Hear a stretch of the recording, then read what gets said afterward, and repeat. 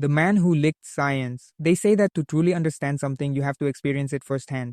For most of us, that means trying a new restaurant or maybe touching a hot stove once to learn a valuable lesson. For 18th century chemist Carl Wilhelm Scheele, it meant systematically poisoning himself for decades by tasting and smelling every single new chemical he discovered. Scheele was a certified rock star of the chemistry world. This guy discovered oxygen before the guy credited with discovering oxygen. He isolated chlorine, manganese, tungsten, and a whole laundry list of other elements and compounds that are now fundamental to modern science. He was brilliant, meticulous, and had one tiny, fatal character flaw. He believed the best scientific instrument for identifying a new substance was his own tongue. Imagine being in his lab. Ah, a new concoction. What shall we call it? Let's give it a taste. And that's exactly what he did.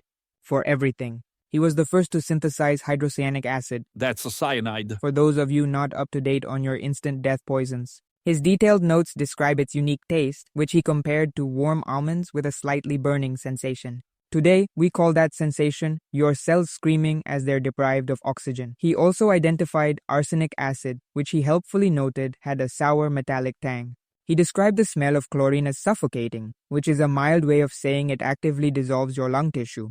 This wasn't a one-time thing. It was his standard operating procedure. He sniffed hydrogen sulfide, which smells like rotten eggs and causes respiratory paralysis. He dabbled with lead compounds, mercury, and hydrofluoric acid, a substance so nasty it literally dissolves glass. Scheele's dedication was admirable, but his methods were, to put it mildly, spectacularly idiotic. The human body is resilient, but it is not a nuclear fallout shelter. It can only handle so much. Over the years, the constant low-dose exposure to a cocktail of the most toxic substances known to man began to take its toll. The effects of cumulative heavy metal poisoning are not pleasant. We're talking about severe kidney damage, liver failure, tremors, memory loss, and a laundry list of neurological disorders. His body was essentially waging a losing war on a dozen different fronts. Every organ was under siege. His joints ached with gout. His skin was likely covered in painful lesions, and his kidneys were probably screaming for a union and a better benefits package. He died in 1786 at the age of 43, just 2 days after getting married. The official cause of death was listed as kidney failure and a stroke, but it doesn't take a genius to connect the dots. The man spent his entire adult life marinating his internal organs in poison. He died in agony, surrounded by the very elements that made him famous, which is probably the most metal way for a chemist to go out. He licked science and eventually science licked him back. The Martyr of Peruvian medicine.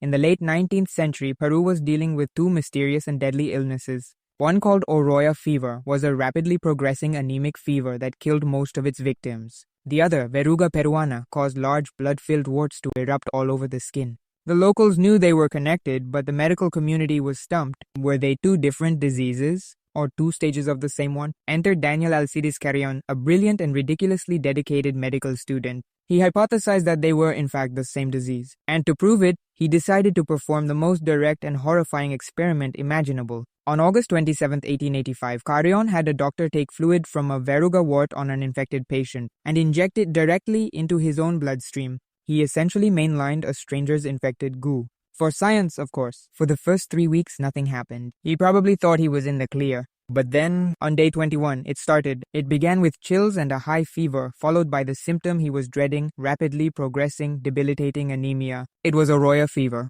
He had done it. He had proven his theory. He had also signed his own death warrant. Carrión meticulously documented every single agonizing symptom in his diary. He described the intense fever, the crippling joint and bone pain, and the extreme weakness as his red blood cell count plummeted.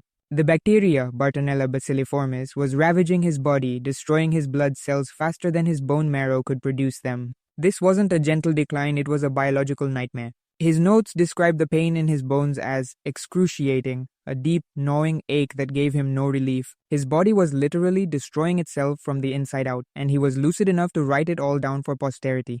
As his condition worsened, he became too weak to write, so he dictated his final observations to his friends. Even on his deathbed, his primary concern was the scientific data. He passed away on October 5, 1885, just 40 days after the inoculation. He was 28 years old. His sacrifice wasn't in vain. His work directly proved the link between the two illnesses, and the disease is now known as Carrión's disease in his honor. He became a national hero in Peru. He also became a very well-documented corpse. A fair trade, you be the judge. The human pincushion. Speaking of proving a theory the hard way, let's talk about yellow fever. In the late 1800s, this disease was a terrifying plague. It caused high fevers, jaundice that turned your skin a horrifying yellow, and, most famously, the black vomit, a torrent of partially digested blood that victims would spew up as their internal organs hemorrhaged and failed. It was a miserable, painful way to die, and nobody was sure how it spread. Dr. Jesse Lazier was part of a U.S. Army commission in Cuba tasked with figuring it out. The lead theory at the time was that it spread through contact with contaminated items, like the clothing or bedding of the sick. But Lazier and a few others had a different, more radical idea. It was mosquitoes. The problem was, they couldn't prove it. So, Lazier decided to skip the peer review process and go straight to human trials, with himself as the only volunteer. In a series of experiments, he and other volunteers slept in the soiled, vomit-stained bedding of yellow fever patients. Nothing happened. They remained perfectly healthy, much to their relief and scientific disappointment. This strongly suggested the contact theory was wrong. So Lazier moved on to phase 2, the mosquito buffet. He began letting mosquitoes, which had previously fed on infected patients, bite him. For a while, nothing happened. But on September 13, 1900, he let another one bite him. 5 days later, the symptoms started. It began with a chill, then a raging fever. Lazier, a trained physician, knew exactly what was happening to him. He was experiencing the full, horrifying progression of yellow fever. Imagine the sheer terror. The fever climbs. Your mind becomes delirious. Your liver begins to fail, and your skin and eyes turn a sickly yellow. The pain in your muscles and head is immense. Then comes the bleeding from your gums, your nose, and internally. Finally, the infamous black vomit, a sign that your stomach is filling with blood. Lazier went through all of it. His self-experiment was a resounding and fatal. He died in agony on September 25, 1900.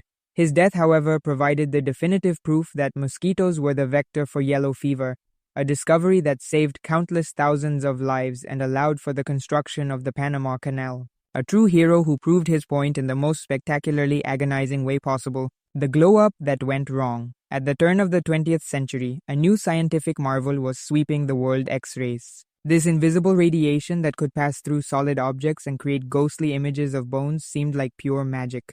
And one of its earliest and most enthusiastic pioneers was a woman named Elizabeth Fleischmann Aschheim. Elizabeth was a self-taught radiographer in San Francisco. In an era when the field was completely dominated by men, she opened her own X-ray laboratory, one of the first on the West Coast. She was brilliant, and her skills were in high demand, especially after the Spanish-American War, when she used her equipment to locate bullets and shrapnel in wounded soldiers. She was hailed as a hero. The problem was, in those early days, nobody understood the dangers of radiation. It was treated like a fun new toy. People would hold their hands under the beams for hours just to see their bones. Safety precautions? What were those? Lead shielding was practically non-existent. Elizabeth, like many of her colleagues, was working with unshielded, high-intensity X-ray tubes day in and day out. She would test the machines on herself, often placing her own hand under the beam for over an hour at a time just to calibrate the equipment. The damage was slow, insidious, and utterly brutal. First, the skin on her hands became cracked, dry, and painful. Then came the severe dermatitis, an angry red rash that wouldn't heal. Then, the tumors began to grow. A large cancerous growth developed on her right arm. Doctors tried to treat it, but the cancer was aggressive, a direct result of the massive doses of radiation she had absorbed. The pain must have been unimaginable. Radiation-induced cancer is notoriously destructive. It doesn't just grow, it annihilates tissue. Her arm was a source of constant searing pain. Eventually, the doctors had no choice. In 1905, they amputated her entire arm at the shoulder in a desperate attempt to stop the spread. But it was too late. The cancer had metastasized, spreading like a fire through her body, particularly to her lungs. She died just a few months after the amputation, at the age of 46. Her death was one of the first to be directly attributed to X-ray exposure, serving as a horrific wake-up call to the scientific community. The very technology she had championed, the magic rays that helped save so many soldiers, had slowly and agonizingly burned her away from the inside. The OG vampire, the quest for eternal youth, is as old as humanity itself. But while most people are content with anti-aging creams and a healthy diet, Russian physician and revolutionary Alexander Bogdanov had a more direct approach. He believed the secret to reversing the aging process was simple blood transfusions, specifically transfusing the blood of young, healthy people into older people. In the 1920s, Bogdanov founded the Institute for Hematology and Blood Transfusions in Moscow, the first of its kind. And he wasn't just the director, he was also his own primary test subject. He underwent 11 blood transfusions, claiming that they made him feel years younger. He said his eyesight improved, his balding stopped, and he had more energy than ever. He was so convinced that he even persuaded high-ranking Soviet officials, including Stalin's own sister, to try his vampire science. For a while, it seemed to be working. But Bogdanov got cocky. He was so caught up in the potential rejuvenating effects that he overlooked some rather basic medical principles. You know, little things like screening the blood for diseases or the newly discovered concept of blood types. In 1928, he decided to perform a mutual transfusion with one of his students who was suffering from malaria and tuberculosis. Bogdanov believed his own rejuvenated blood could cure the young man, while the student's youthful blood would give him another boost. It was the ultimate scientific win-win. What could possibly go wrong? Everything. Everything could go wrong. The student's blood, which was a different blood type and riddled with malaria parasites and tuberculosis bacteria, hit Bogdanov's system like a biological bomb. He immediately suffered a massive hemolytic transfusion reaction. This is where your immune system identifies the new blood cells as foreign invaders and launches an all-out assault. It's an excruciating way to die. His body was flooded with toxins from the destroyed blood cells, causing his kidneys to shut down. His own blood vessels started to clog. He developed a raging fever and went into shock.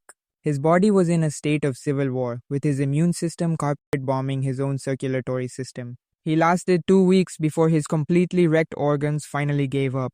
He didn't find the fountain of youth. He found a high-speed delivery service for fatal diseases, proving once and for all that if something sounds too good to be true, it probably is, especially if it involves draining a college student.